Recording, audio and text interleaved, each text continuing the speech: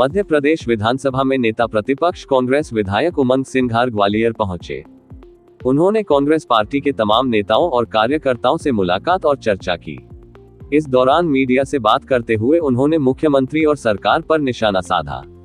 नेता प्रतिपक्ष उमंग सिंघार ने कहा कि मुख्यमंत्री हमेशा कहते रहे हैं कि भारतीय जनता पार्टी का घोषणा पत्र रामायण और गीता जैसा है, लेकिन वे पिछले 1.25 साल में इसका पन्ना नहीं खोल पाए हैं। किसानों को समर्थन मूल्य नहीं दिया और न ही लाडली बहनों को 3000 दिए गए। इसके साथ ही उन्होंने कहा कि प्रदेश बीमारू राज्य बनता जा रहा है। उद्योग धंधे आधार नहीं है, उद्योग के नाम पर निवेश हो रहा है, लेकिन उद्योगपति नहीं आ रहे हैं। इसका साफ मतलब है कि मध्य प्रदेश आज बीमारू राज्यों की श्रेणी में 9वें नंबर पर है। शायद इसीलिए उद्योगपति यहां आना नहीं चाहते।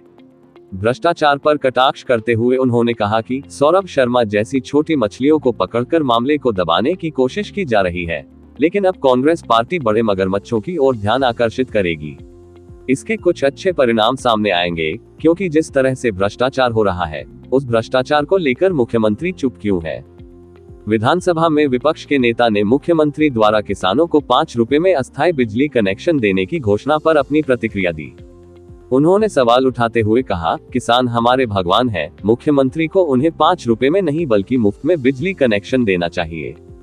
प्रधानमंत्री ने खुद कहा था कि वे किसानों की आय दोगुनी करेंगे। ये घोषणा 2014 में की गई थी। उसके बाद वे कई बार प्रधानमंत्री बने, लेकिन क्या किसानों की आय दोगुनी हुई?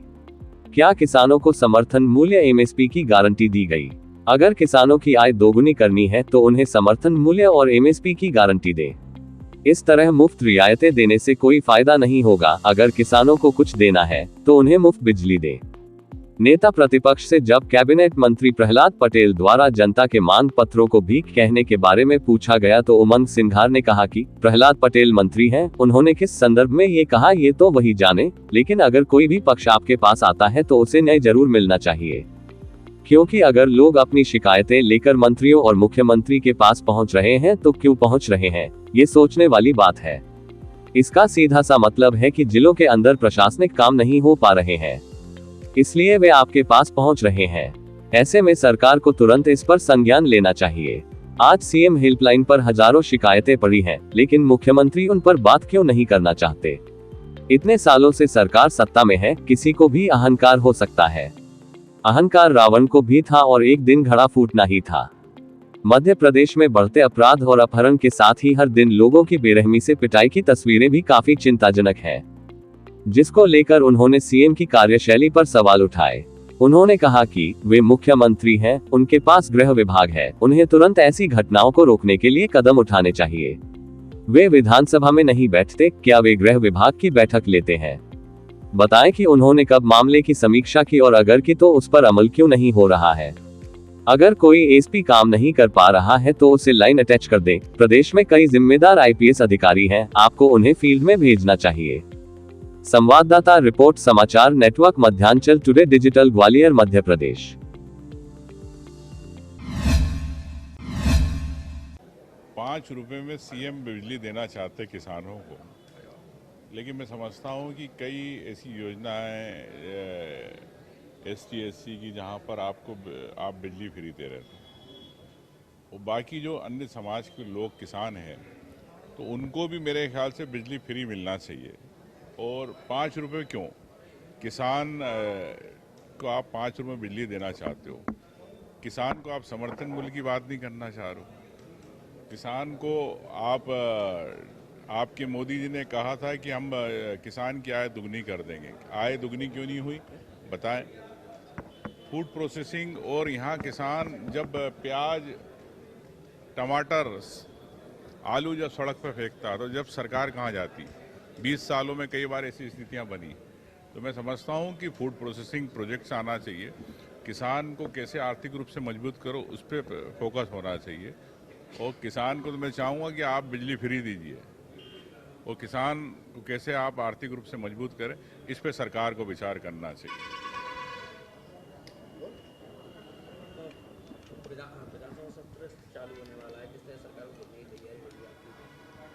तो गिरे जा रही है सरकार। विधानसभा सत्र चलाना नहीं चाहती।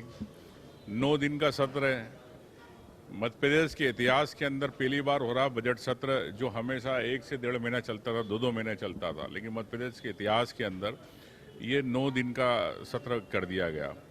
तो भारतीय जनता पार्टी लोकतंत्र की हत्या कर रही है।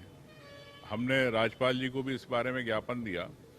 और क्यों भारतीय जनता पार्टी नहीं चलाना चाहती? क्या आप अगर विकास कर रहे तो आप क्यों नहीं, आप विपक्ष के सवालों से आप बचते हो?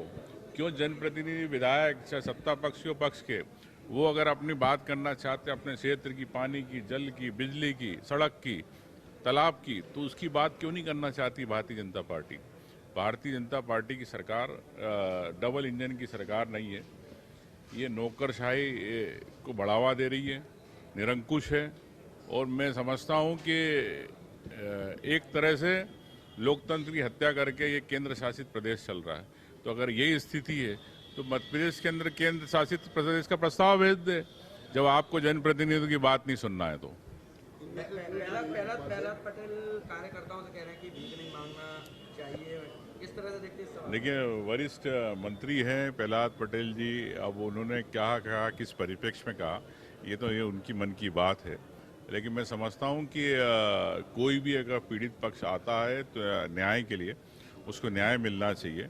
स्वाभाविक है, आवेदन लेके 10 कार्यकर्ता आते हैं, 10 आम व्यक्ति आते हैं, तो उनको अगर नहीं मिल रहा है न्याय तो मंत्री के पास आ रहे हैं।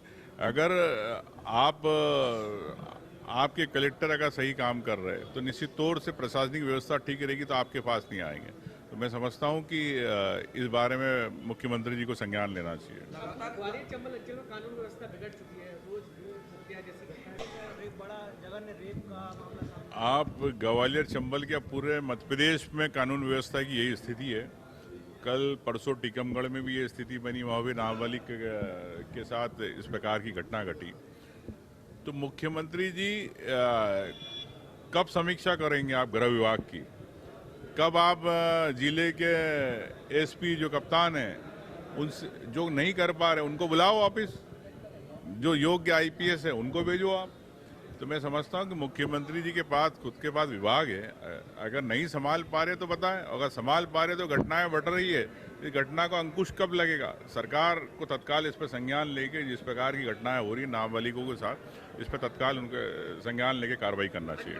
जिस तरीके से लगातार जो घटना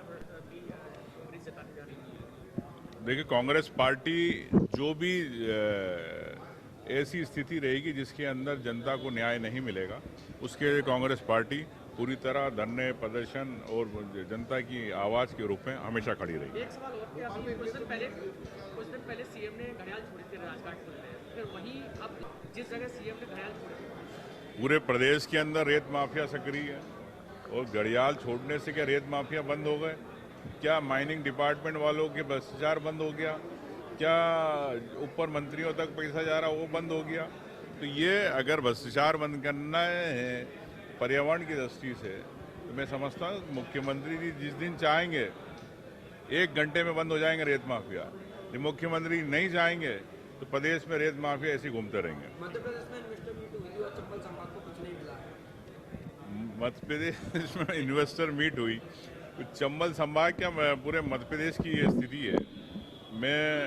मैंने तो कई बार कहा कि कई ऐसे जो है योजना जिसमें हमारे यहाँ के हथकरघा के उद्योग है, आपके क्षेत्र में चंदेरी है, तो चंदेरी को लेके क्या इनके पास मास्टर प्लान है? कुछ नहीं। इस महेश्वरी सील के महेश्वर में उसके लिए क्या मास्टर प्लान है? वो नहीं। तो मैं समझता हूँ फूड प्रोसेसिंग हो, चाहे हथकरघा हो, चाहे आम व्यक्ति जिससे जुड़ा हो, ये जो यहाँ की आवश्यकता है उस हिसाब से उद्योग प्रोजेक्ट नीति नहीं बना पाती सरकार। बाहर के आप उपक्रम, सरकारी उपक्रम तो लिया है मोदी जी, लेकिन देश के उद्योगपति मध्य प्रदेश में इन्वेस्टमेंट क्यों नहीं करना चाहते? इससे स्पष्ट है कि मध्य प्रदेश बीमारू राज्य है, कर्ज से डूबा हुआ है, इस कारण उद्योगपति नहीं आना चाहते। कागजों पर जमीनें अलाट कराने से उद्योग नहीं लगेंगे। उद्योग लगे और प्रदेश के युवाओं को 70% नौकरी मिले, ये सरकार को गारंटी देना चाहिए। Thank you.